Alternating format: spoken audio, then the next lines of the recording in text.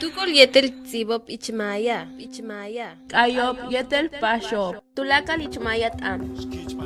Kumpelu bushilutia luchimpoltal. Yetel ka chaholta kutukulil tibash helubeital ubetal yetel etano. Yetel uyasa luyol tankel empala.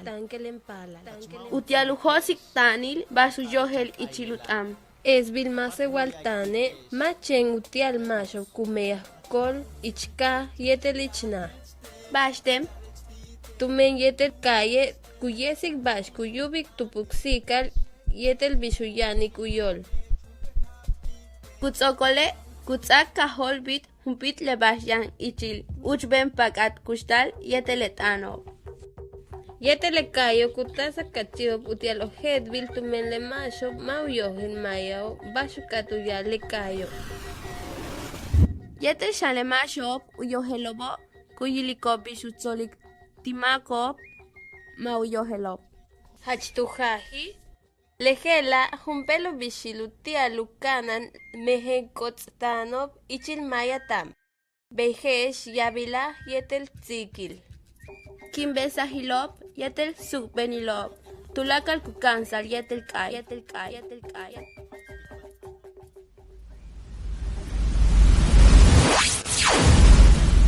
Poesía y literatura. Cantos y melodías. Todo en lengua maya. Es una forma de revalorar y conocer lo que se puede hacer con cualquier lengua. Motivando a los jóvenes A explorar su talento en su propia lengua. demostrando que una lengua indígena no solo es para la milpa, el pueblo y la casa. ¿Por qué? También se expresa sentimientos y emociones meramente culturales. Además de dar a conocer parte de su cosmovisión mediante la lengua. Y a través de la interpretación se generan dudas sobre lo que significa hacia aquellos que no saben la lengua. Y aquellos que la conocen se ven motivados a explicar a quienes no conocen la lengua. ¿De verdad? Esta es una manera de transmitir algunas expresiones propias de la lengua maya, como el respeto y el amor. Las tradiciones y costumbres, todas son transmitidas cantando.